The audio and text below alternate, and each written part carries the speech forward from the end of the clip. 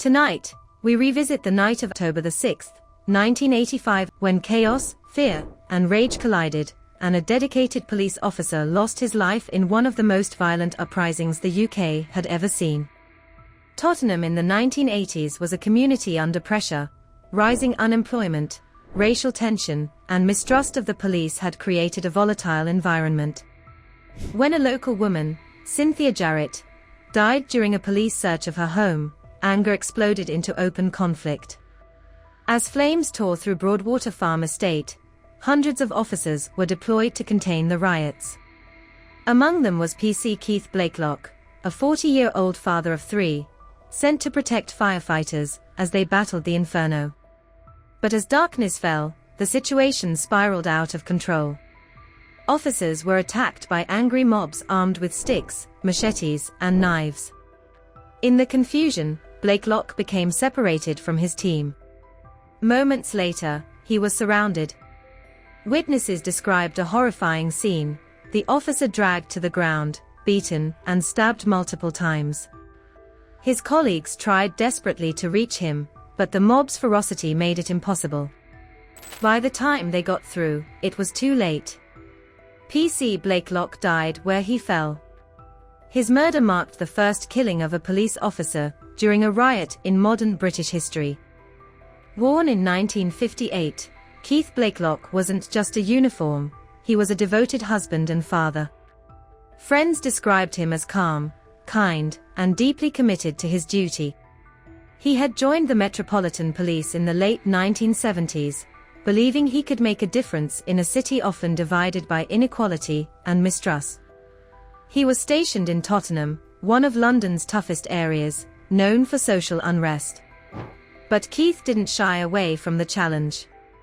His wife later said he viewed policing as more than just enforcing the law. It was about protecting people, even in the hardest of times. That commitment would ultimately cost him his life.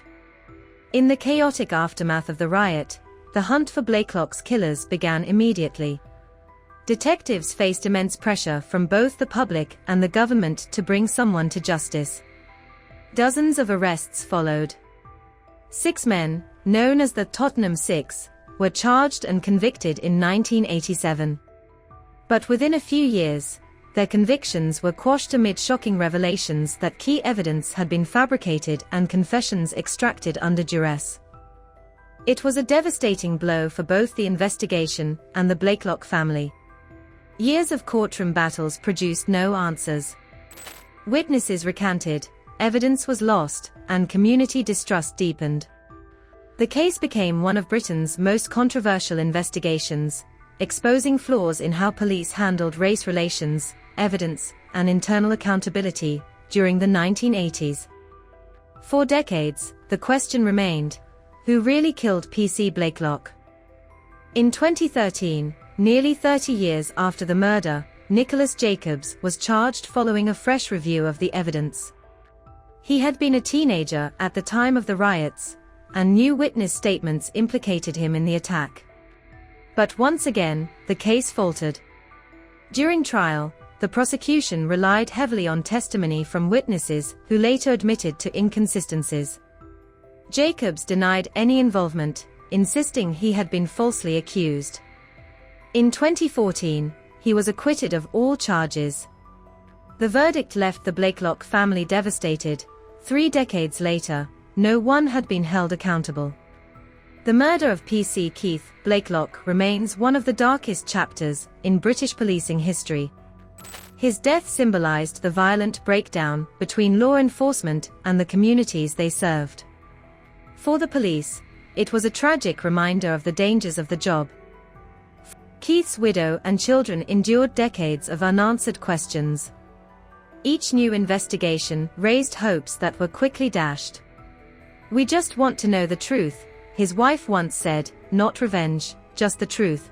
Nearly 4 decades later, the name PC Keith Blakelock still evokes a sense of sorrow and injustice. His story is taught in policing courses and documentaries as a cautionary tale of what happens when community trust collapses. Though his killers were never definitively identified, his courage has not been forgotten. His colleagues remember him as a man who stood his ground when others fled.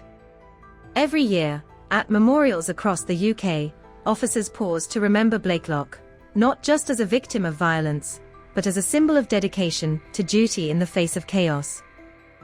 The Broadwater Farm murder remains unsolved, but its legacy endures, a haunting reminder of a night when law, order, and humanity broke down.